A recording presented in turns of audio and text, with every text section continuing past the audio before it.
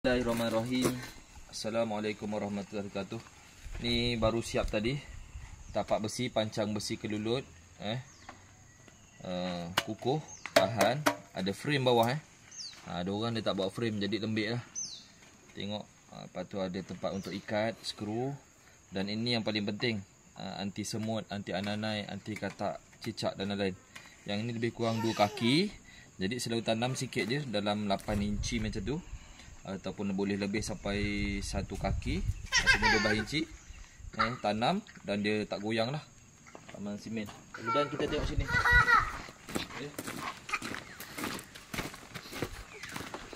Yang ni pun tengah buat.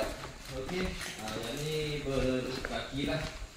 Esok baru buat dia punya atas ni. Ada asam macam ni. Okey, pun sama. Kukuh boleh sampai 80 kilo lebih. Okey. Yang ni kita buat yang terbaru, besar sikit lah takungan dia. Anti semut, anti ananai, katak, cicak semua. Okey, insya-Allah yang nak order boleh hubungi saya 0111051078. Kita boleh buat lain-lain juga sekali ya. Bumbung, sebelum ni kita bumbung kelulut semua boleh dibuat insya-Allah. Assalamualaikum warahmatullahi wabarakatuh.